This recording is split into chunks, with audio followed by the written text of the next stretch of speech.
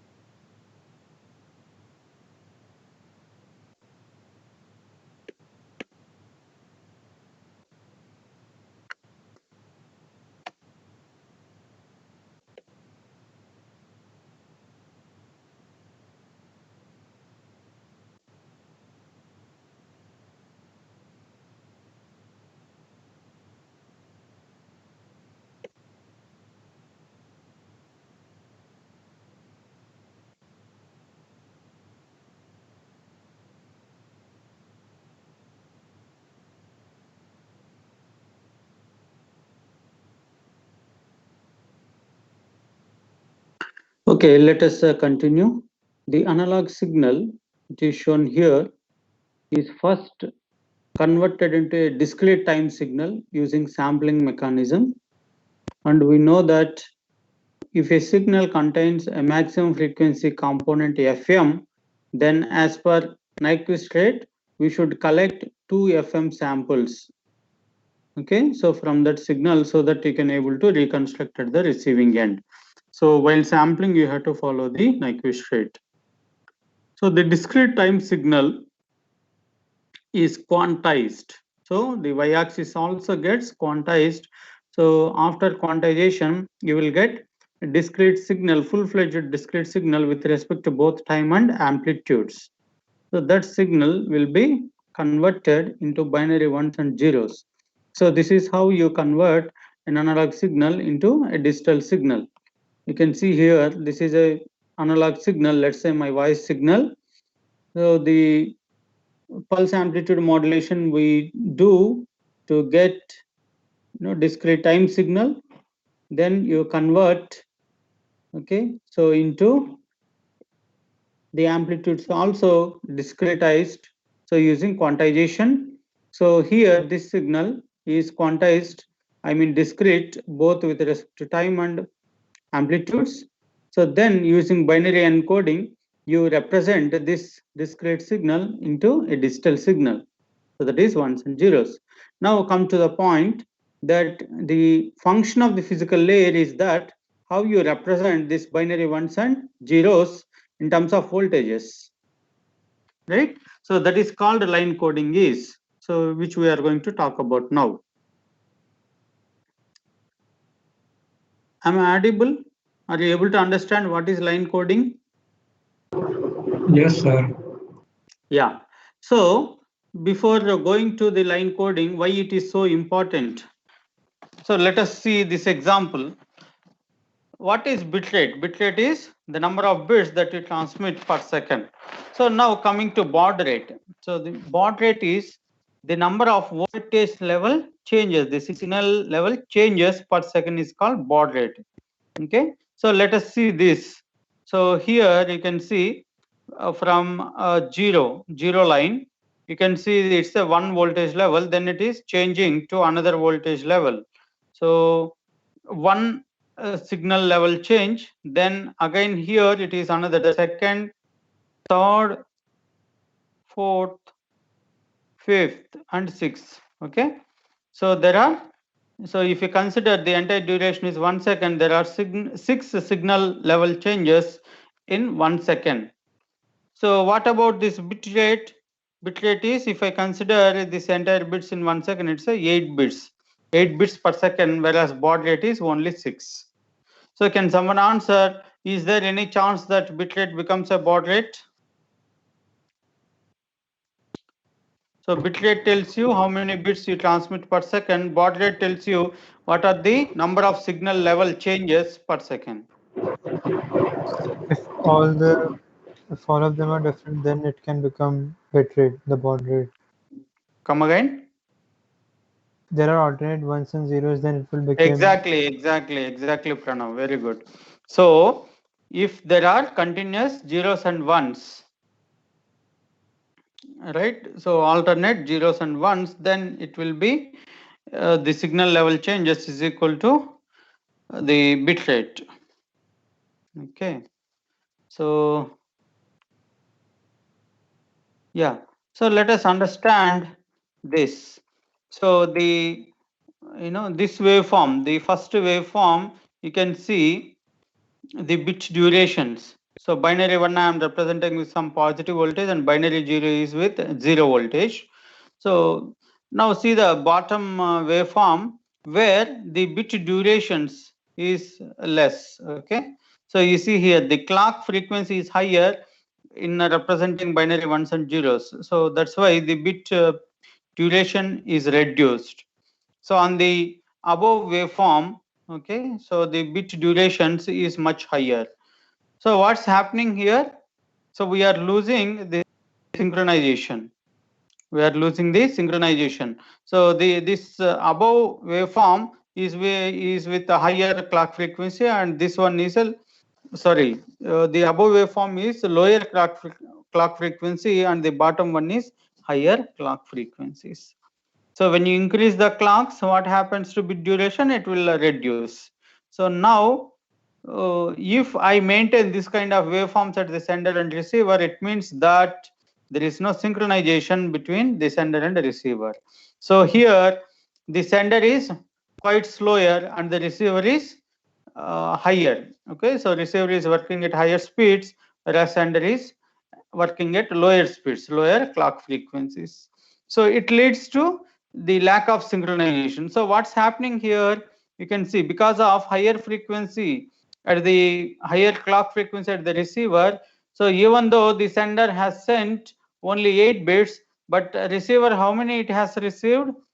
3, 3, 3, 9 and 12 bits. Okay, so in the same stipulated time, you can see 8 bits were transmitted, but we have received 12 bits. How it is possible? It is because of the higher clock frequency that you are having at the receiver. So lower clock frequencies that you have at the sender and higher clock frequencies at the receiver. So this is, leads to lack of synchronization. So you can see here, so because of this, what's happening, you see this particular time period, so the here you are sending 1 and you are receiving 1, that's fine, and come here, so you are sending 0 but you are receiving still as 1 only. Okay, so there is some sort of lacking. So here in the 2 bits duration, here you are receiving as a 3 bits, which is Excuse me, not sir. possible. Yeah. So the cursor is not visible, sir. Like where you're pointing. So even even I am unable to get this pointer. So I am using web tool. So instead of installed this thing in the web tool, I am unable to find the cursor. Okay, sir.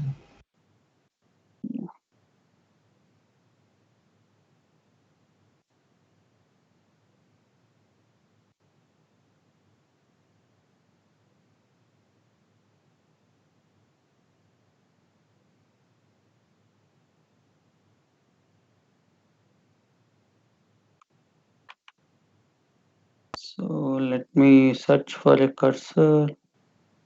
Reloading. No.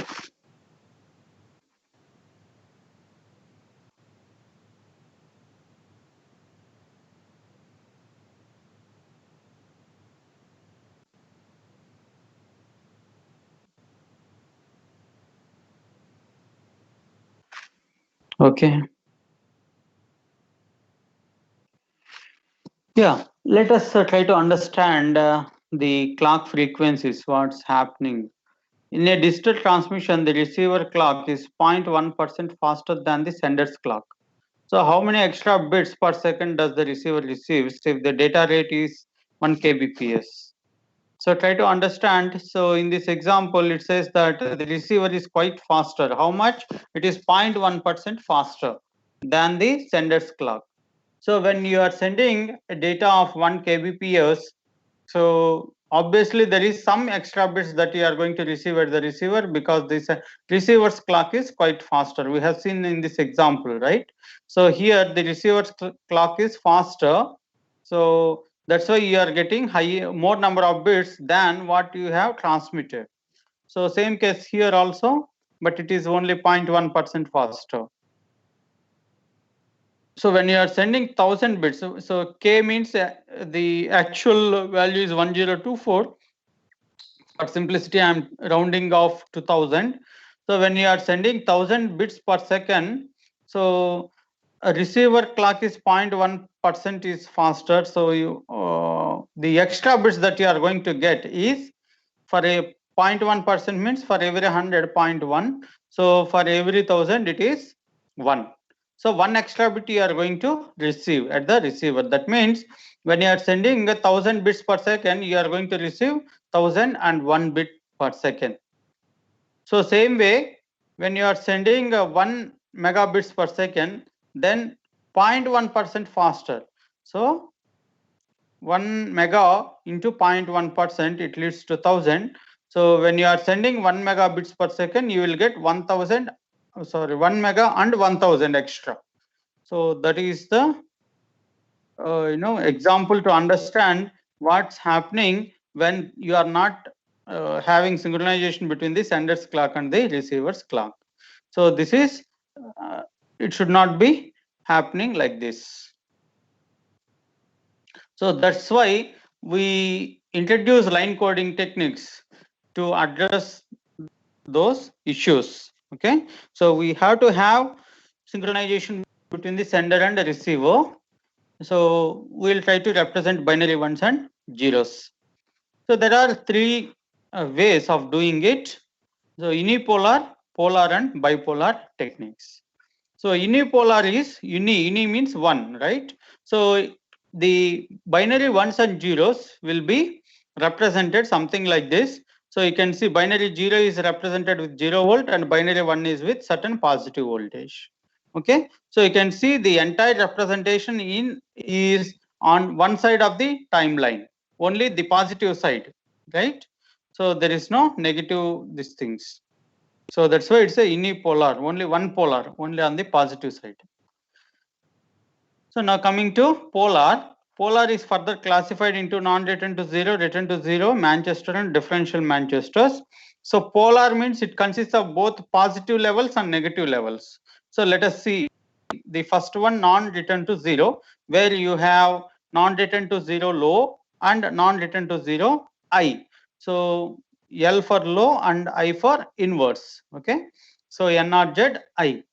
So let us try to understand this. This is a polar technique. That means you will have both positive voltage and negative voltage levels. So in NRZL, you can see here the positive voltage is used to represent binary 0 and the negative voltage is used to represent binary 1. Okay, it's simple. I am taking the same binary sequence for all my discussions, that is 0, 1, 00, 111, 0.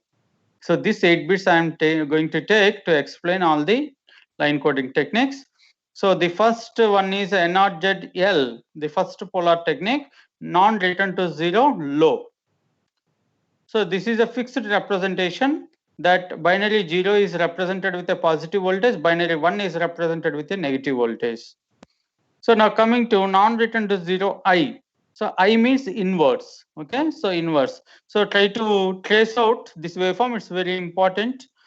So now binary 0 as similar to NRZL, I represented with positive voltage. Okay, and binary 1. Okay, so here you see, you should check what is your next voltage level. You should check at every end of the bit duration. So this is the end of the bit duration, you can see here. So the first bit is 0, which I am using positive voltage to represent it, and the end of that bit duration is here. And when the next bit is 1, you change the level to the other side. So that is what NRZI says. So when the next bit is 1, you shift your voltage level. So where I am during the first bit. So during the first bit, I am on the positive side. So my next bit is 1. So I should flip to negative side. So I went to negative side and I continued. So now the end of the second bit duration, right? So I am here. So now what is my next bit? It is 0. So when you have 0, don't change your level. You continue in the same level. So that's why during the third bit duration, I am continuing my voltage level. And the fourth bit is also 0. So I'm still continuing. There is no change. So when 1 occurs, you have to flip to the other side. So now during the fifth bit duration, I came back to positive side. And my sixth bit is 1 again. So I should shift to negative side. My seventh bit is 1 again. So I am shifting back to positive side.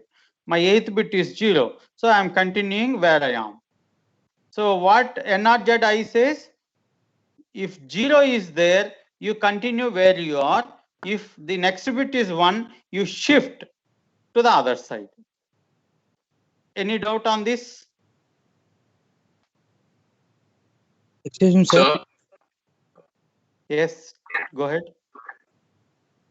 Sir, in the case of NRZI, if the first bit will be 1, then the level will be positive Then or negative? actually it depends on the previous bits. But if the first bit itself, only that is the first bit and that is 1, then you can randomly pick up any voltage level. Either you can start from positive side or negative side. Accordingly, the next representations will be changing. Okay. Or in case of 0, I can also randomly take, right? Yes, in case of 0, if you start from negative side, okay, so then Yeah. this waveform exactly it will be a mirror. Yeah. Okay. But for the first bit, I can randomly check, choose any level, right? Yes. So here usually I take, okay, so if it is binary 0, I will take a positive voltage because it's a NRZ. So NRZL, what it says, binary 0 is positive voltage. Okay, so binary 1 is a negative voltage. So usually, so if the first bit is binary 1, I will start from negative side. Okay, thank you. Any other doubts related to this?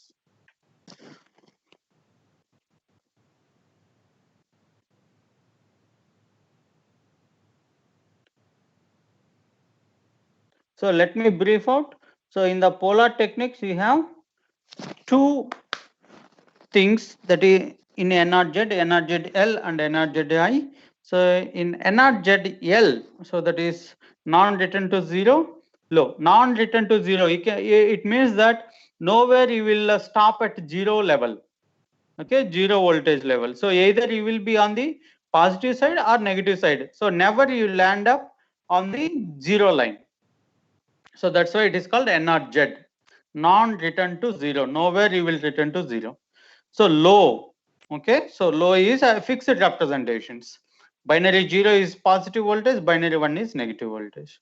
Non-return to 0 inverse. So whenever there is the next bit is 1, you flip your voltage levels. If the next bit is 0, then you continue where you are. Next one is return to 0, RZ. So here you can see every bit duration is having either positive voltage or negative voltage only for the first half of the bit duration. The second half of the bit duration is always 0. Okay, so the second half of the bit duration is always 0. So you can see anywhere. So the first bit I am using a negative voltage to represent it. Okay, so the second bit binary 1 is represented using a positive voltage. Again binary 0 is negative voltage, binary 0 negative voltage. So binary 0 is represented with a negative voltage, binary 1 is represented with a positive voltage. However, these representations is only applicable for the first half of the bit duration. The second half of the bit duration is always 0. So that's why it is called a return to 0. So it comes back, it returns to 0 voltage level. So in the second half of the bit duration. Any doubt on this?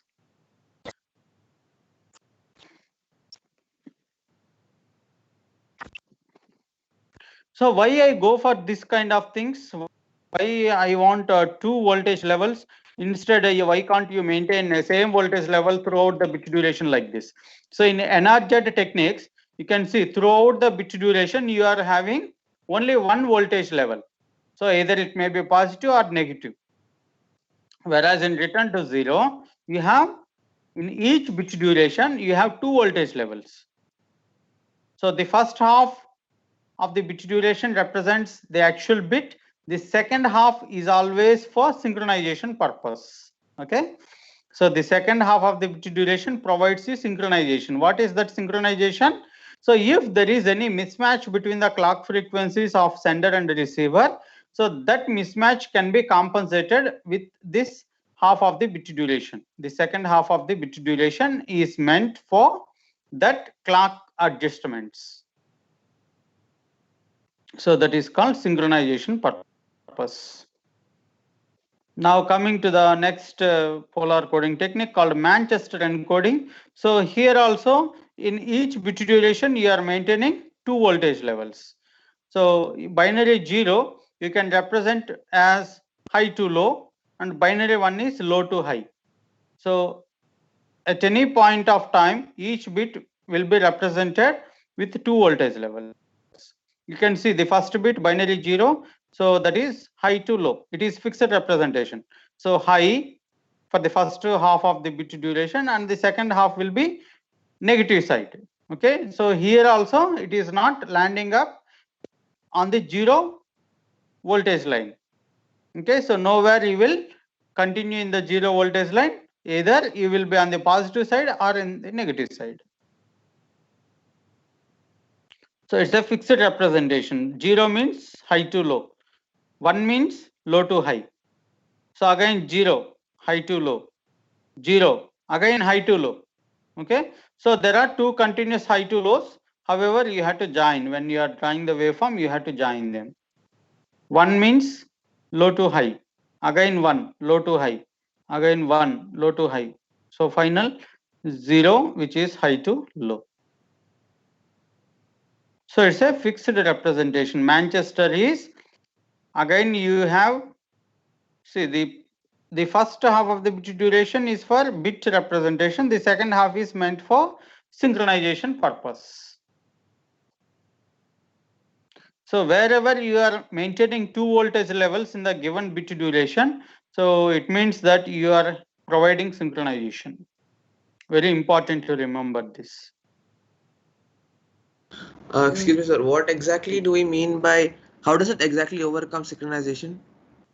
Yeah, see, for example, you take my class teaching. So I am little faster in delivering my lecture, and you are little slower in grasping the things. So how we can coordinate each other? So when I am teaching something, so in between I'll give some space, like I keep quiet for some amount of time, so that you will grasp the things, and you will be comfortable in getting the concepts.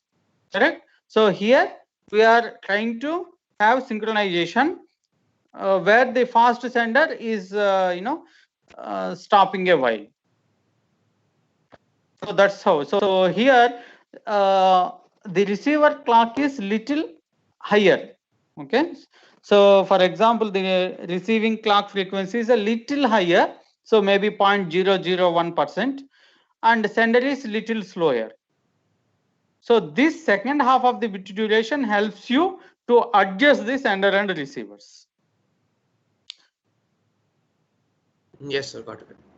Okay. So it may be the other side also. For example, sender may be faster and receiver may be slower, either way. So in both the cases, the second half of the bit duration is helpful to have that adjustments. So now coming to this differential Manchester, so it is Sir, if we send a large amount of data, then sir, how it will be? No matter how long it is, but we handle bit by bit, right? Yes, sir. Yeah. So we mind about a particular bit. So what happens is, if you are receiving a particular bit, so what exactly you want? You want the first half of the bit duration only. That is what it represents the bit. The second half doesn't represent the bit. So instead, it is just a gap. Okay. So where the sender or the receiver can cope up during that time. So now in the case of differential Manchester, Sir, receiver should know, sir, which is the first half and which is the second half, no, sir? No, it follows the same, no? So when I say follow Manchester, both sender and receiver will follow the same notations. Okay, sir. So now in the case of differential Manchester, you try to understand here closely. So the first bit, so differential Manchester is a class of Manchester. So obviously you can expect two voltage levels, either it is low to high or high to low. However, you look at the the next bit. Okay, so in this waveform, you see binary 0 I have represented from low to high. So the first half of the duration is a negative voltage, the second half is a positive voltage. Fine. So now you come to the end of the first bit duration. The end of the first bit duration is somewhere here, right? So you be there and check for the next bit. So what is the next bit? Next bit is 1 here. So the second bit is 1. So now what you do is, wherever you are, you continue the same voltage level. Okay, so I am on the positive side, so I will continue the same positive voltage till how much time? Only for the first bit duration, first half of the bit duration, right? So the second half of the bit duration is, you have to flip to other end, right? So you cannot have same voltage level throughout the bit duration, right? So the first half of the bit duration and the second half of the bit duration, they should have the opposite voltages. So if the first half maintains a positive voltage, obviously second half should maintain negative voltage. So now the first half of the second bit is a positive voltage, so second half of the second bit is negative voltage. Now third bit is binary 0. So what you should do, so whenever there is a binary 0, you should flip to the other side. You should flip to the other side. Whenever there is a binary 1, you continue in the same voltage level where you are. So now keep these points under cross check. This waveform is correct or not. You try to trace out. So let us start from the first bit. So first bit I have used low to high. So now the second bit. So whether I should continue in the same level? Yes, because its second bit is 1. So you have to continue the same level where you are. So then at the end of second bit duration, I am on the negative side. So whenever there is a next bit is 0, you have to flip to where? Positive side. So that's why third bit is starting from positive voltage. So and it ends at negative voltage. Now fourth bit again 0. So it starts at positive voltage. So ends at negative voltage. So binary 1. So now what happens for the fifth bit? You are continuing in the negative side only, right? Because it's a binary 1. So binary 1 means if the next bit is binary 1, you continue where you are at the end of the bit duration. So at the end of fourth bit duration, I am on the negative side. So my fifth bit is 1. So you continue the first half and the second half will be positive. So by end of fifth bit, I am on the positive side. So my sixth bit is also 1. So I will continue my voltage, positive voltage only. Then I will end up at negative voltage. My seventh bit is binary 1. So I will continue with the negative voltage only. Then I'll end up at positive voltage. My eighth bit is 0. So I had to flip to the other side. So my bit starts from negative side to positive side, like that.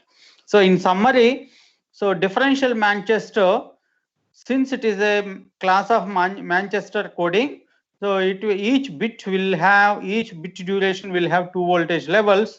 So either it may be positive to negative or negative to positive. However,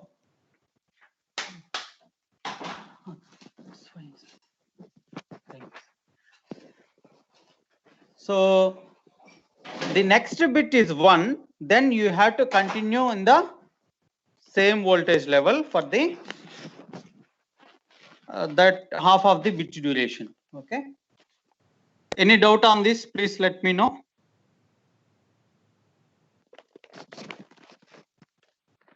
So why didn't we change for the next bit 0 as well? Like there were 2 zeros as well, right? But we didn't continue in negative, but we just kept it like we flipped it for yes 0. When 0 is there, you have to flip.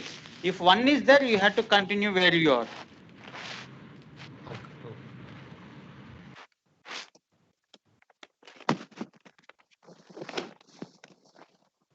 Any doubt?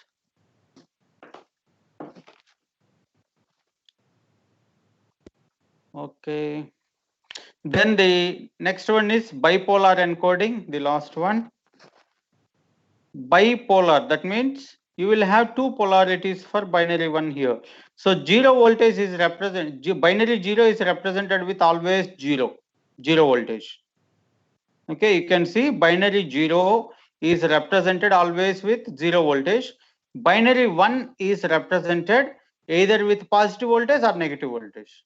So that means binary 1 will have two voltage levels.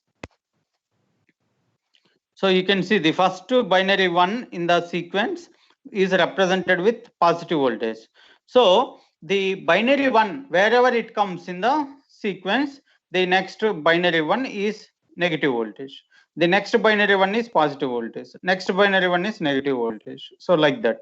So binary 1s will have alternate positive and negative voltages, whereas binary 0 is always represented with 0 voltage only.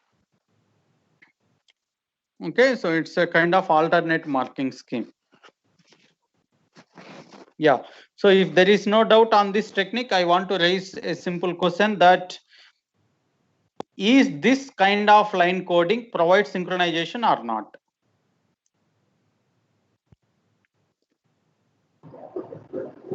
Sir, it is possible to provide synchronization if you have a string of ones because they will keep alternating like a clock signal. No. So synchronization is not possible in this. Yes, so we cannot provide synchronization because you are not allowing the sender or the receiver to adjust themselves. Always you are using the time to represent binary ones and zeros, right? So in simple terms, you try to remember that synchronization is there. It means that you are having more than one representations, more than one voltage levels you will have in the given bit duration. So in all our discussions, wherever you are using same voltage level throughout the bit duration, it doesn't provide synchronization. If you are using two voltage levels in the given bit duration, it provides synchronization. So now tell me, what are all the techniques that provide synchronization? So let me go back to the, yes. Yeah. So does unipolar provide synchronization? No. So okay, comes to polar. So in polar, NRZ provides synchronization? No, sir. No. So we both NRZI, NRZL doesn't provide synchronization. What about RZ? Return to zero. So return to zero is something like this.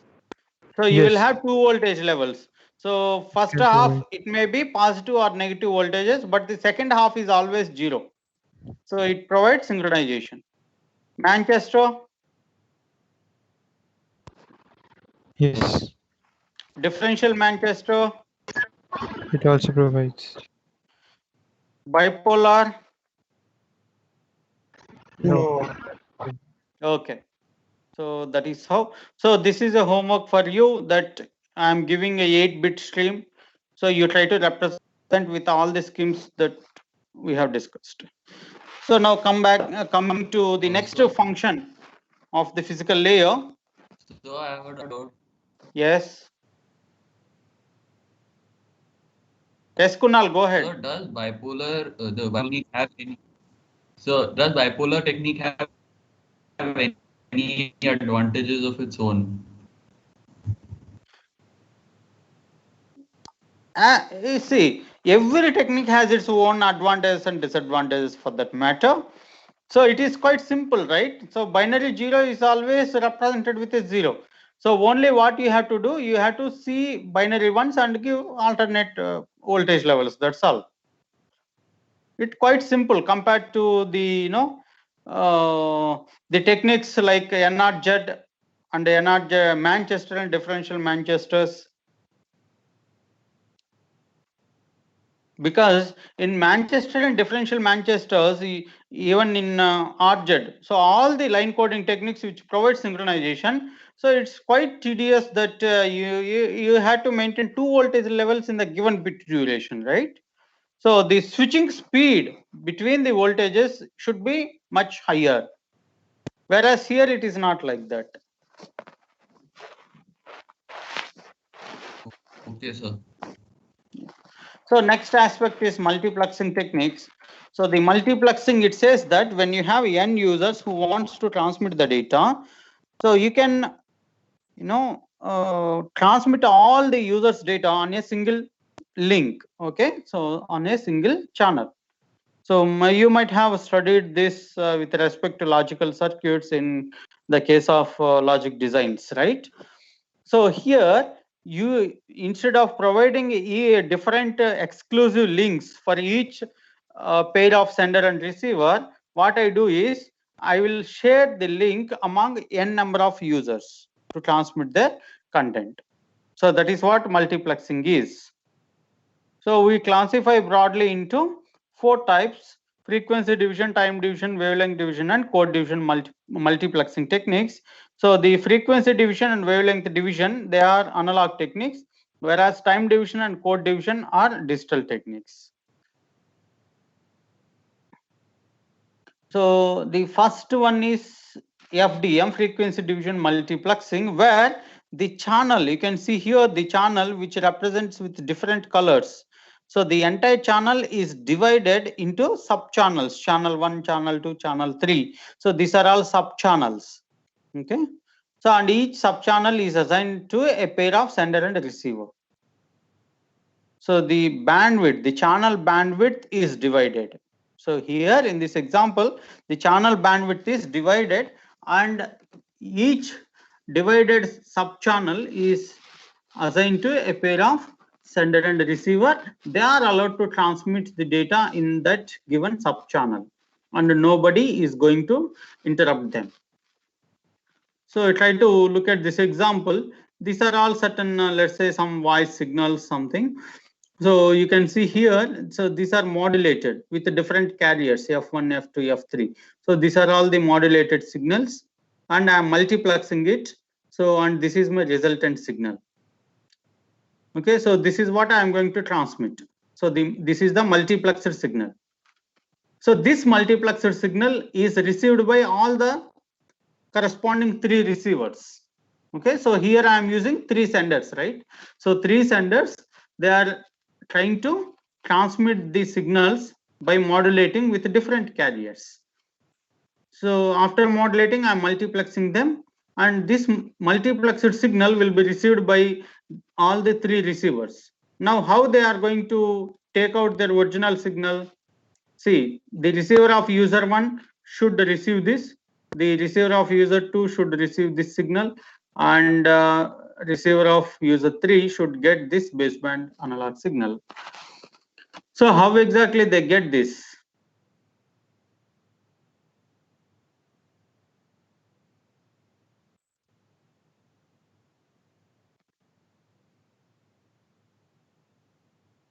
Yeah. So you can see here this multiplex signal is received at the receiver for all.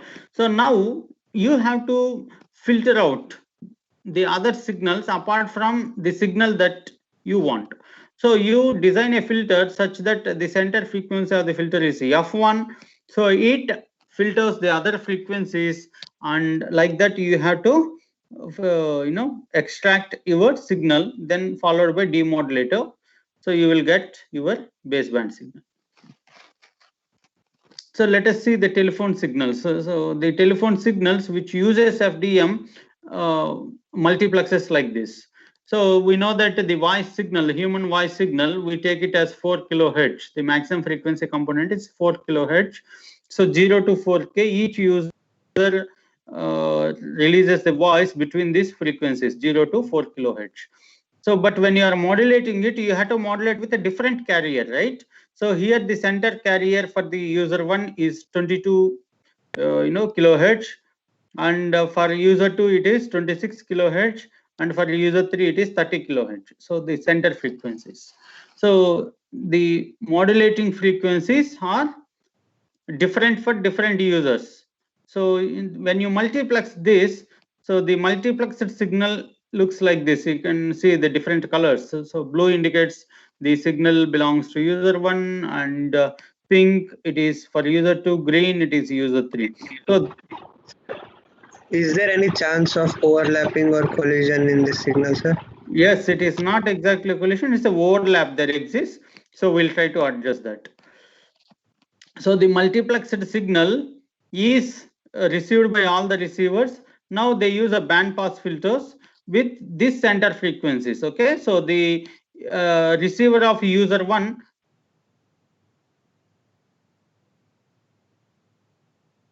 of user 2 design a band pass filter whose center frequency is 26K. So and similarly user 3 receiver band pass filter center frequency is 30K. So you have to design a band pass filters with different center frequencies so that you can demodulate them. So now coming to the question that is there any chances of overlapping? Yes, there exists. So you can see here, even though you are telling 20 to 24, but some frequency components may overlap beyond 24K. So in order to avoid that, what we do is, in practical, so we leave certain frequencies between each user's band. Okay, so that provides provision to overcome the overlaps, so which we call it as guard bands, but that decreases the efficiency of the technique. Okay, so now let us look at an example of FDM. You can see each channel, each user is provided with how much? 2K, right? 2000 hertz. So user 1 is assigned with a subchannel of 2001 to 4000. User 2 is assigned with a subchannel of 4001 to 6000, like that. So now we see 4000 followed by 4001. The assignment of the frequencies is continuous here, but in reality it is not like that. So you can see here, so this is an FM radio which spreads between 88 mega to 108 mega. So you can see each channel is of 200K. Then you see this yellow colors. Yellow colors indicates there is no station. Okay, so we are not assigning. It's a kind of guard bands. So why you provide that? Just to avoid overlap between the successive stations. So guard band, we call it as guard bands. Okay, so try to understand this. 5 channels are there. Each is with a 100 kilohertz bandwidth, and they are multiplexing. So what's the minimum bandwidth of the link if there is a need of 10 kilohertz as a guard band between the channels to prevent interference? Okay, so 10 kilohertz we are leaving between successive channels. Total 5 channels are there. So the question asked is, what is the total link bandwidth? What is the minimum link bandwidth that you have to multiplex these channels? 540. 540, exactly. So there yes. So you can see here there are 5 channels, each is of 100K, so 500K, and you are using 10K between successive channels as a guard band to avoid interference between the channels. So there should be 4 such guard bands that you require. So 500 plus 40, that is 540. So but this 40 kilohertz, okay, so you are not using to transmit the data. Okay, so this reduces the efficiency of the system. So this 10K, 10K, and 10K, 10K. So this 40K, you are wasting it, in fact. Okay, so now coming to analog hierarchy. So what's happening here is that, so for 12 voice channels, you know that the voice channel is a maximum frequency component 4 kilohertz. So like the 12 voice channels, I am multiplexing at level 1. Okay, so which I call it as a group. So 12 voice channels. So each voice channel is of 4K width and 12 into 4, 48K. So that is the first level of multiplexing.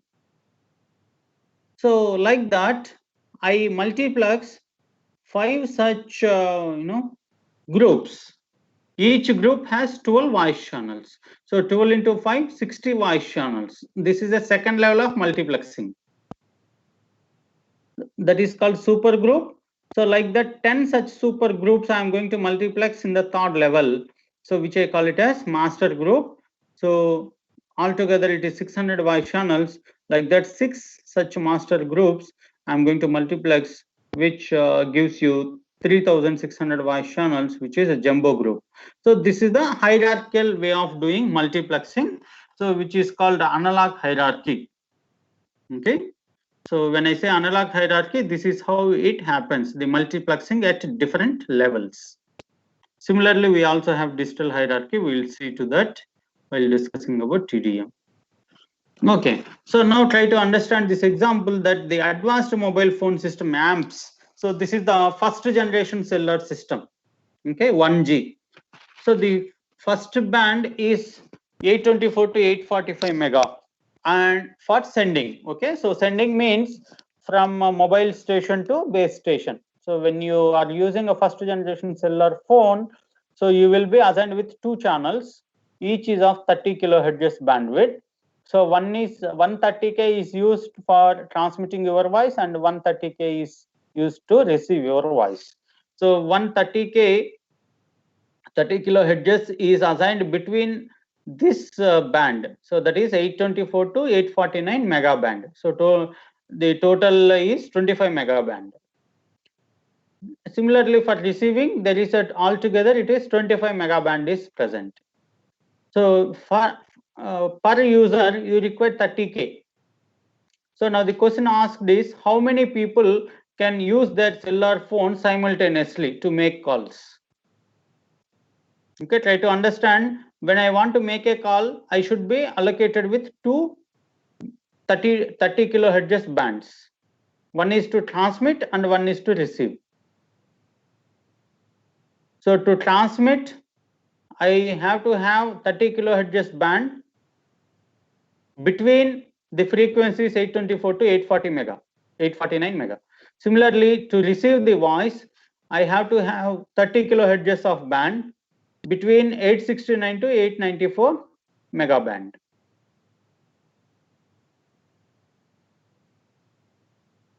Can someone answer this? So how many? Yeah. One person can call and one person can receive. That's it.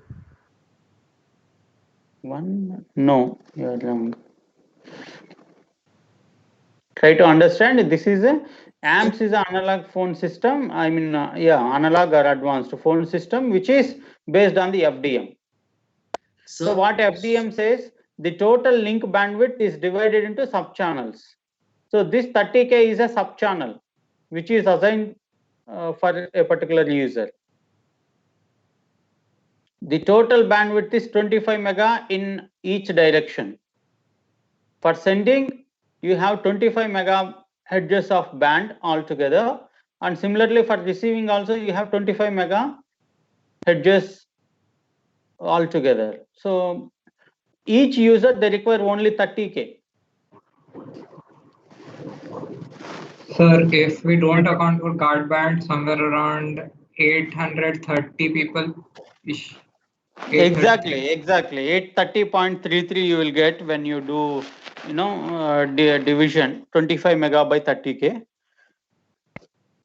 But the reality is that we don't allocate all the channels to the users. Instead, we reserve certain channels to handle the control information. Okay, so control information is when you are dialing the phone number of your friend, so that the dialed number will be carried by channels called control channels.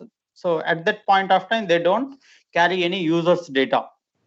So for that purpose, we reserve certain channels, some 5 to 10% of channels we use usually. So that is a cellular design concept. Okay, but that's out of the scope here.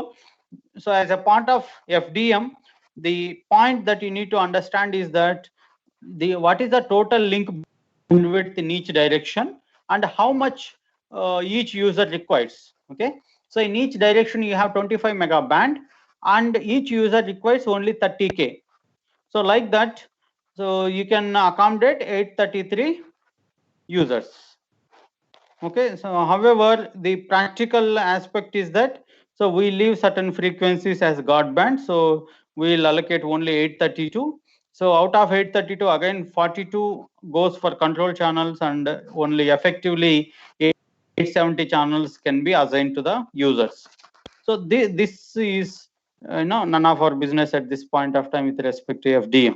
But this, how exactly the link bandwidth is divided, that you need to understand.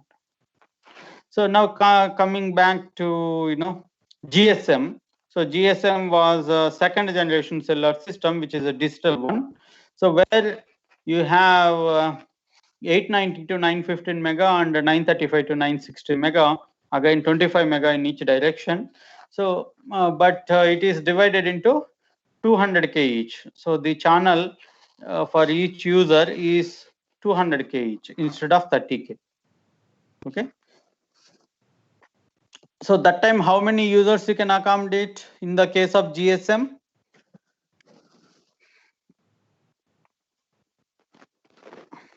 $25 mega divided by 200K.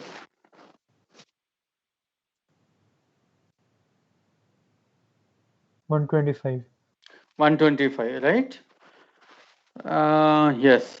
But in GSM, apart from FDM, we also use TDM. Okay. So that means each 200K, we don't exclusively assign for user, a particular user. Instead, we'll divide that into slots, 8 slots, and we'll assign. So 125 into 8, it is roughly 1000. So it's a combination of TDM and FDM. So we'll see that later. Okay, so now coming back to TDM, which is a digital technique. So here you can see in this slide that the link bandwidth is entire bandwidth is used by each user. Okay. So the entire channel bandwidth is used by each user, but not continuously, instead a particular time slots. Okay. So TDM is a technique where each user is assigned with the entire channel bandwidth, whatever is available, but not continuously, instead only a particular slot. So in simple terms, the frequency is continuous, but time is discrete. So you can see the x-axis, the first time slot is given for user 1. So during that time slot, the entire bandwidth, the channel bandwidth, can be used by user 1. So coming to this example, see here, 25 mega is the total bandwidth that is available in each direction. So each user is assigned with 25 mega bandwidth. Okay. So but not continuously, instead only a particular time. After that, the channel is shifted to user 2. So he also can use the total channel bandwidth only for second time slot. Then it will be shifted to channel user 3. So like that it goes. After one complete cycle, again it comes back to user 1. So like that. So now what happens? See, when I am talking, so like that, if I want to multiplex, let's say some 16 users voice, then what will happen using TDM? So the data which is converted into digital will be kept in the first slot. After that, you cannot keep the remaining 15 slots, because I'm taking an example of 16 users. So in the remaining 15 time slots, where the user one's data will be. See, I'm not going to give any gap, right? So I don't wait for my turn. So I'm user 1. So I don't speak only in the first time slot. I go on speaking.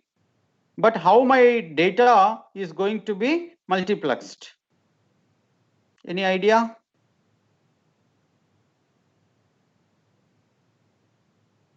We will have to buffer it until I get the chance to transmit again. Exactly, great. So whatever I am talking, my analog signal will be converted into digital, and the digital content will be kept in a buffer. So then this multiplexer will take care of how much data at a time you have to pick up from the buffer and keep on the channel. So that is called commutator. You can see here. So this is the data that I get from each user. So this commutator will be connected to a particular user for one time slot. You can see here. So I will connect to user A. So I will pick up one A1. So then I will shift to B. B1 I will pick up, and user 3 C1. So this is one frame 1. Okay. So one cycle is completed. Then what I'll do, I'll pick up second slot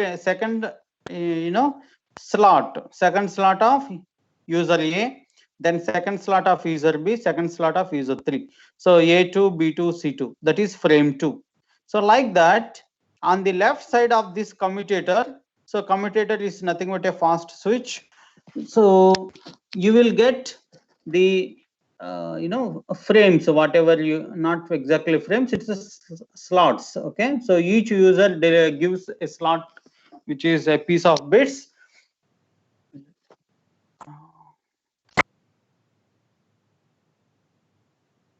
Yeah, so you will get a piece of bits and you have to collect them, and when you are making on the right side, you have to make as a frame. So that is how you have to do multiplexing at the sender side. Obviously, at the receiving end, you have to dispatch the slots of each user present in each frame to the corresponding receivers. So that means the commutator which you are using at the sender side, so the same way the commutator at the receiver end, it should function. The speed of these two commutators should be synchronized. Then only there will be proper dispatch at the corresponding receivers. Otherwise, what will happen? Some packets of a particular user, let's say A user's packets will go to B, similarly B will go to C or A, something like that. It happens if this particular switches are not working at the same rate. So that's why the synchronization between these commutators is very, very important.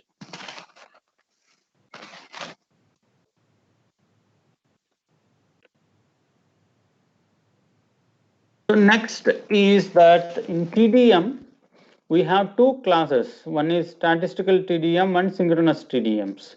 So in synchronous TDM says that irrespective of the data that is present at the users, I will reserve one time slot for each user.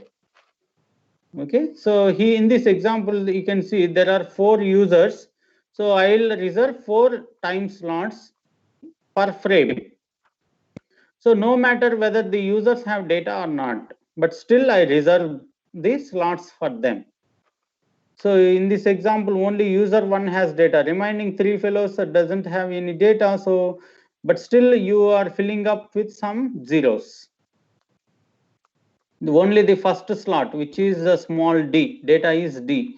So that is there, and the remaining 3 slots, it is simply zeros. I kept it. It is not actually data. So this is called synchronous TDM. So it is inefficient because there is no point of filling with simple zeros when you do not have data. Why you are reserving the slots for them? Not required. You are wasting the link utilization, right? So the link efficiency will go down. So instead, the better way is when you are multiplexing the data belongs to different users, then you check whether the data is exactly present or not with the user. So if there exists a data with the user, then only allocate slots, otherwise don't allocate the slots. So in this example, you can see only the missions A and C have data. So time slots are allocated only for them. The missions B and D do not have any data. So There is no time slots that are allocated. So this is improving the link utilization. Unnecessarily, you are not reserving the time slots for the users. Okay, so which is called statistical TDM. And so here the challenge is that, so when you are allocating time slots, first you have to verify whether there exists a data or not with each user. So that is the extra effort that you have to put in the case of statistical TDM. In the case of synchronous TDM, you need not to check anything. Okay, so now this is synchronous TDM. The first one is the above figure is a synchronous TDM. You can see there are 5 users, A, B, C, D, E. 5 users are there. So sometimes some users have data, sometimes they do not have data, like that. In the first slot, you can see A, B, and D users only have data. C and E do not have data. But still, you are allocating the slot. You can check, right? So A1, B1, then you are simply reserving one time slot for C, but C doesn't have data. Then D1, similarly E1 there is no data actually with the machine E, but still you are allocating. Then followed by one sync bit. So this is again frame level synchronization. Okay, so it is alternate ones and zeros. So the first frame is assigned with the binary 1, that is the sync bit, and in the second frame binary 0 is the sync bit. So it's a 1 bit you are using to represent frame level synchronization.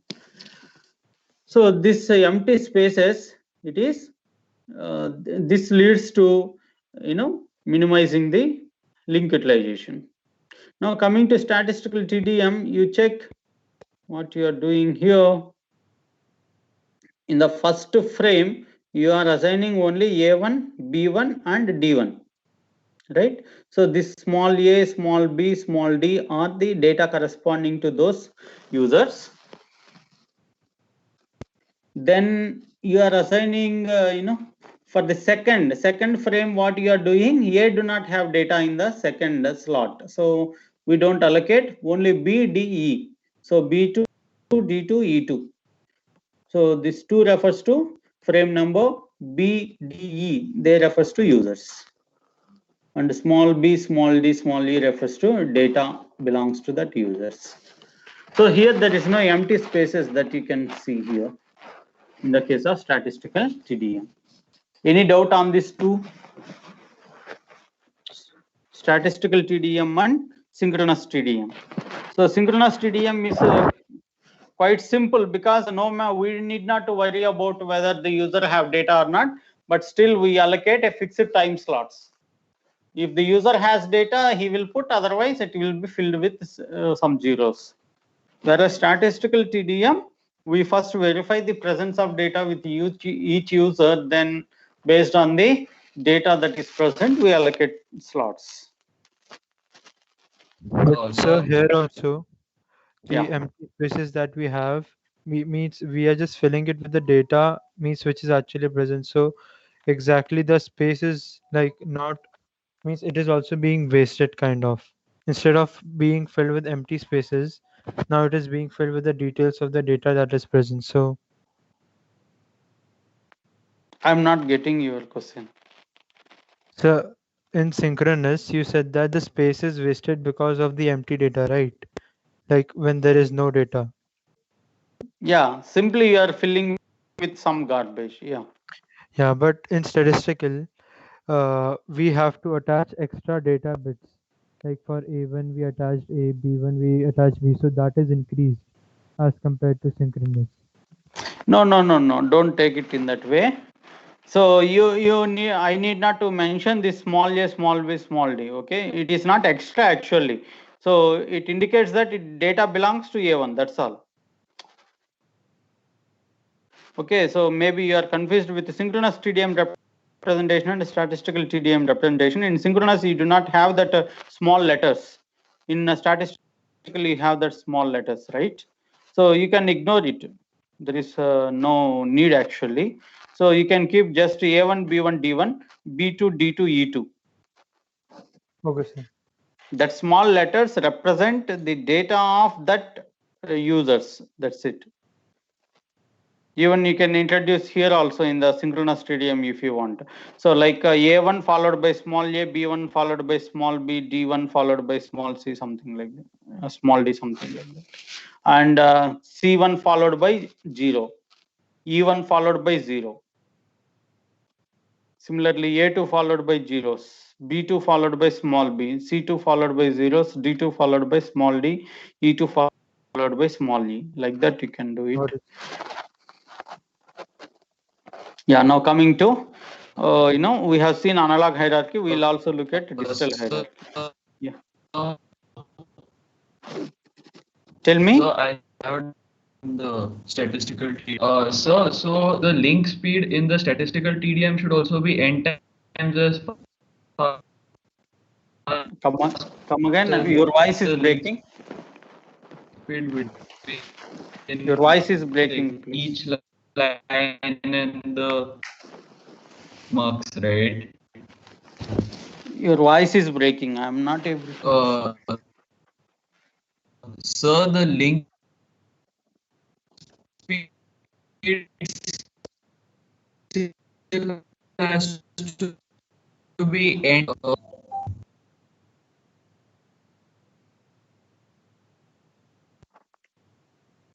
Okay, let us continue with the digital hierarchy. So you see here, TDM is a digital technique, right? So we use a pulse code modulation to convert analog signal into digital signal. So 24 voice channels is converted into digital, right?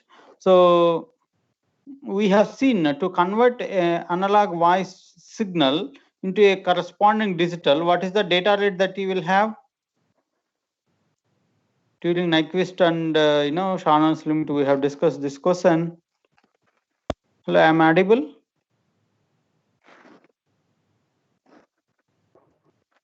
Yes, sir. Okay. So the voice signal is 0 to 4 kilohertz. So as per Nyquist rate, we will collect 7K samples. So that means 7,000 samples. So if I represent each sample with 8 bit, then 8,000 into 8. So 64,000 bits per second. So that is 64 kbps.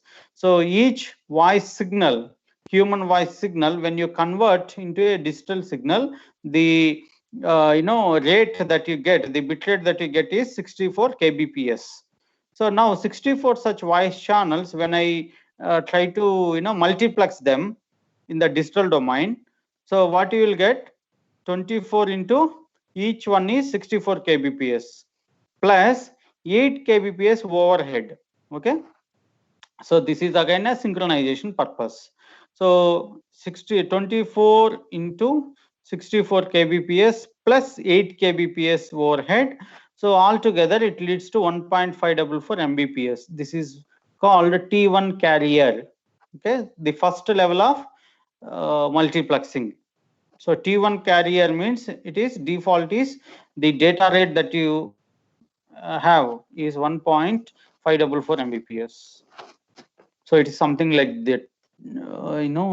You see 24 each channel consists of. So what I'll do is I'll pick up one sample from user 1 sample from user 2, 1 sample from user 3, and so on. So 24 users you have. So if I pick up one sample from each fellow, so one sample means 8 bits. So 8 into 24, which is 192, plus 1 bit is a sync bit. Okay, so 1 bit is sync bit for a frame. So altogether it is 193 bits.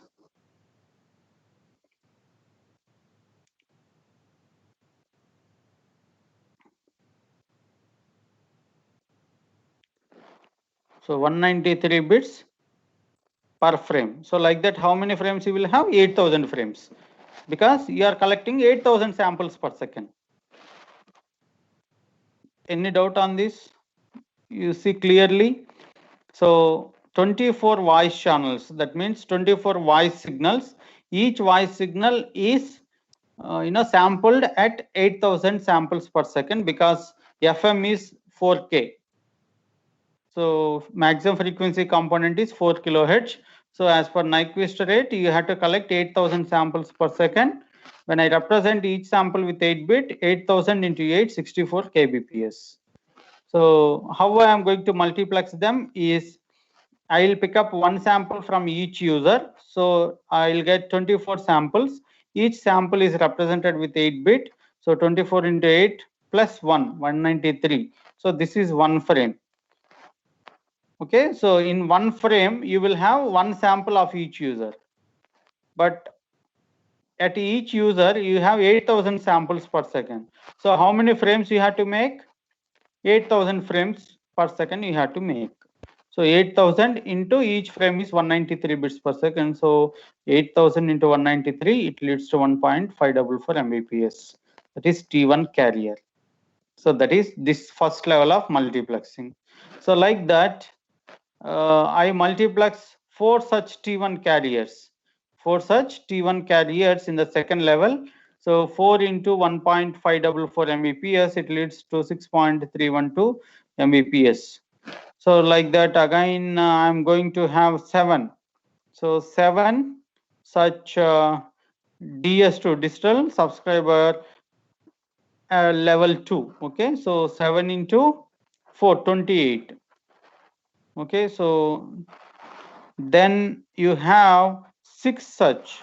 So 6 this is DS3 lines, which gives a DS4. So you can see the number of voice channels, it's 4032. And what's the data rate? 274.176 Mbps. But you need not remember this thing. One thing is, this is a digital hierarchy. Okay, similar to the one which you have seen in FDM, which is analog hierarchy. But this is essential to remember you that the first level of digital multiplexing using TDM is the T1 carrier. So the output of this is 1.544 Mbps. Okay, so let us solve few numericals to understand multiplexing in detail. That there are two channels. One is with the bitrate of 100 kbps, another is 200 kbps. How we are going to multiplex this? See, there are two channels. One channel is giving 100 kbps, another one is 200 kbps. You have to multiplex these two. So there are two users who are delivering different data rates. One fellow is delivering at 100 kbps, another fellow is delivering at 200 kbps. So how we are going to multiplex them?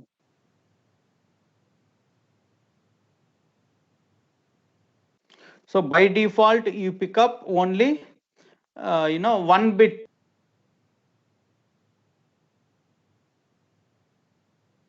So now it's a clever idea that I pick up, 1 bit from user 1 and 2 bits from user 2. Okay. So there are two channels. Two channels means two users here. Okay. So there are two users. One user is generating the data at 100 kbps data rates. Another user is generating a data at 200 kbps data rates. So you have to multiplex them. So what I do is I pick up 1 bit from user 1, 2 bits from user 2. So like that I do a frame. So now my frame consists of 3 bits. Now in order to consume the incoming data from these users, how many frames I should make to multiplex this data? Sir, 1000 per second. No. 1 bit at a time I take. Okay, so 1 bit from user 1, 2 bits from user 2. How many frames I supposed to make per second? Sorry, sir, 100,000 per second. Yeah, it's 100K frames. So frame rate is 100K frames per second. Frame rate means frames per second. How many frames? 100K frames. What is the frame duration? See, simple to understand here. See, bit rate and bit durations are inverse in relation, right? So bit duration is equal to 1 by bit rate, or bit rate is equal to 1 by bit duration. Similarly, frame rate and frame duration, these two are inverse. When you know frame rate, you take inverse of it, you will get frame duration. When you have frame duration, you take inverse, you will get frame rate like that. So when you know frame rate, that 100 kilo frames per second, you take inverse of it, you will get frame duration. What is the bit rate of the link? After multiplexing, how many bits you are carrying? 300 kbps, sir. Very good, 300 kbps. It's as simple as that, okay? Can someone answer this? So here character means 8-bit. So there are 4 sources, each creates 250 characters per second. And there is one character for, interleaving is one character, fine. 1 bit is for sync purpose. There is 1 bit I am using for synchronization at frame level. Okay, you can see here 1 synchronization bit is added to each frame. So 1 bit at frame level synchronization. And if the interleaved unit is 1 character, that means what I'll do is 1 character I'll pick up from each source to construct my frame. So there are 4 users. So each user is creating 250 characters per second. And you have to pick up 1 character at a time to multiplex the data. And you have to append 1 bit for each frame. That is how you have to do the multiplexing. Now, what is the question? That data rate of each source, duration of each character in each source, and frame rate, duration of the frame, number of bits in each frame, and data rate of the link. Okay, let us answer the first one, data rate of each source. What is the data rate? It's bits per second, right? Usually. So each user is delivering 250 characters per second. So in terms of data bits per second, how much? Into 2 kbps. 8, yes, 2000 bits per second, fine. Duration of each character? 1 by 2k. 1 by 2k. 1 by 250, sir. 1 by 250, right? Because 250 characters per second. So per character, how much time? It is 1 by 250 seconds. Next, what is the frame rate?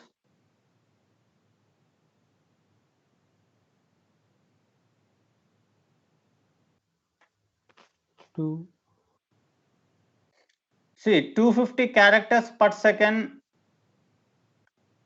each source is delivering, right? So, and the interleaving unit is 1 character. That means 1 character at a time you can pick up to make a frame. So like that, how many frames you are going to make per second?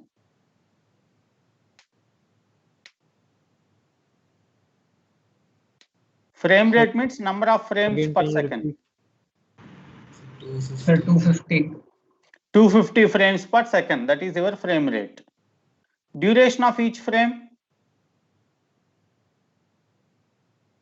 Sir, again 1 by 250. 1 by 250, is it correct? Just cross check.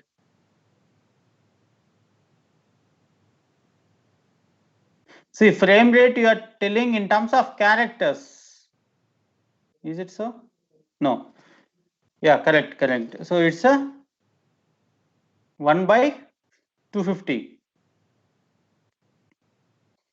Next, number of bits in each frame. How many? 9. 33 bits. 33, exactly. It's 33. Because each character you are picking up from each user. So 4 characters, 4 into 8, 32 plus 1 bit for sync purpose. What is the data rate of the link? The last one.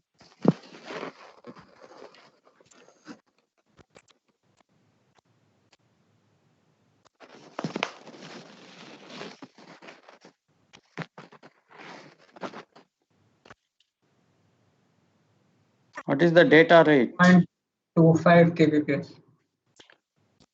250 into 8, right? 250 into 8 into 4. Correct. Now 250 characters per second. So that means 8000 bits per second per user. Like that, 4 users. So 32,000 bits per second. Is it so? And including So we'll have that to sync take that bit. one extra bit Yes, for yes, yes. synchronization. That is what. Yeah. So including that, you will arrive at 8250 bits per second. Okay. So that's how you have to solve this kind of problems. Then a few more are there. You can go through them. Okay, you can solve it. So I'll also provide the solutions for that. And we have few more techniques that when the users have irregular data rates, how to multiplex them. For example, one user generates the data at 46 kbps, another fellow is 45 kbps. Then how to multiplex them. So like that. So there are 3 such techniques. We'll discuss those things in the next session. So till this you can solve. Yes, these are all you can solve based on the things that we have. And quickly let me complete that part also. That here you can see the users with different data rates. So here in this example you can see 2 users have 20 kbps and 3 users have 40 kbps data rates. So what I can do is I can do a multiplexing at 2 levels to make the things uniform. So the lower data rate users can be multiplexed together to achieve 40 kbps. So then I can go for the next level of multiplexing. So okay, so it is just to maintain uniformity during the multiplexing. This is called multi-level multiplexing. Okay, so the next one is multi-slot. So one user only having 50 kbps, all others have only 25 kbps. So what you can do, you can split this. Okay, so into 225 kbps links, then you can do multiplexing. So here you will get uniformity. So this is called multi-slot multiplexing. So what you do is you allocate, you pick up 2 bits from this 50 kbps user and 1 bit from this 25 kbps users. So that is called multi-slot. You are allocating 2 slots for higher data rate users. And the other one is pulse stuffing, where you stuff some unnecessary bits just to make uniformity again here. So here you can see 2 users have 50 kbps and the one user only have 46 kbps, which is quite odd to multiplex the things. So better what you do is you just stuff 4 kbps content. Okay, so it doesn't have any meaningful data. Instead, you are appending the redundant 4 kbps content that makes you 50 kbps. Then you can go for multiplexing. This is called pulse stuffing. Okay, so multi-level multiplexing, multi-slot multiplexing, and pulse stuffing. So these 3 techniques allows you to multiplex the users with different data rates. So yeah, you see this example, there are 2 users, one fellow is with 190 kbps, another fellow is with 180 kbps. So how you can multiplex them? Okay, so what you can do, you can make it uniform. So how you can make uniform? If you want to use pulse stuffing, if you want to use, you can stuff 10 kbps. But at the same time, it reduces the efficiency, right? Because unnecessarily you are carrying 4 kbps across the link. So that reduces the link efficiency.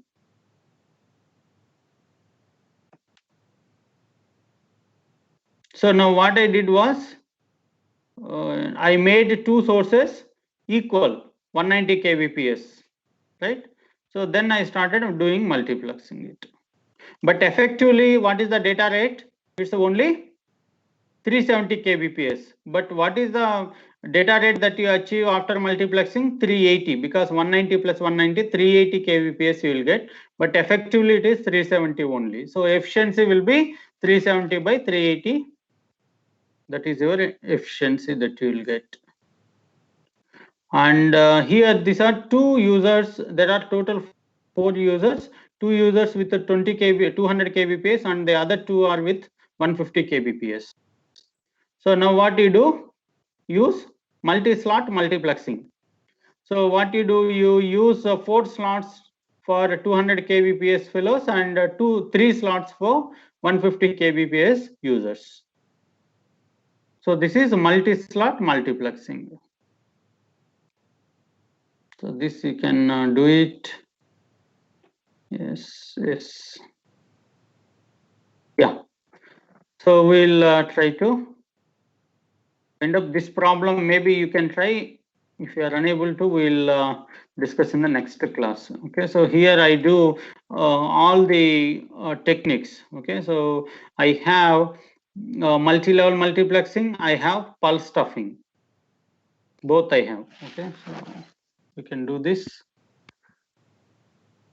So whatever the left out numericals in the multiplexing, you can solve it before coming to next class. And if you have any doubts, you can raise during that time. Otherwise, we'll wind up in the next class. We'll go ahead with the other two, which is CDM and WDM, and also multiple access techniques. Okay. Yes. Any doubts?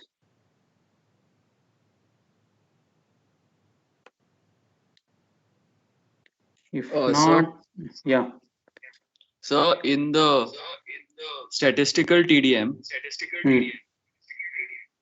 so in between, like the link speed has to be equal, like has to be n times faster than the link between each individual user, right? Come again. So the link speed has to be n times faster, right? Even in statistical TDM. No, need not be. If every user has data all the time, then the efficiency of both will be same only. Yes, sir. But when every user is not transmitting it, so then do we transmit more frames in the same duration of time, or do we reduce the link speed to transmit the same number of frames but just slower? No, we will pick up the data only, we don't pick up multiple. I understand. So for example, 4 users you have, out of that 2 doesn't have data. So I think your question is whether you take only one slot from each user and make only 2 slots per frame, or you take 2 slots from each user and make 4 slots per frame. Is that your question? No, sir. I'm asking, like, when in statistical TDM, if we have suppose 5 users transmitting at the same time, then there will be suppose an X link speed, right? Which will between the two multiplexers, which will be 5 times which will have to be 5 times the link speed between each user and the mux itself. No. Come again. So when suppose all the users connected are transmitting data simultaneously, the link speed will be some X, right? Okay. So when all users don't transmit, suppose say 3 out of 5 are transmitting, does the link speed remain the same and we transmit more frames in the same duration, or does the link speed drop down so that we transmit the same number of frames in that time? It won't drop down, no? It won't drop down because the number of frames will increase, right? Yeah. Okay, sir. That's what I wanted to ask. Yeah. Okay, sir. Thank you, sir. Yes. Any other doubts?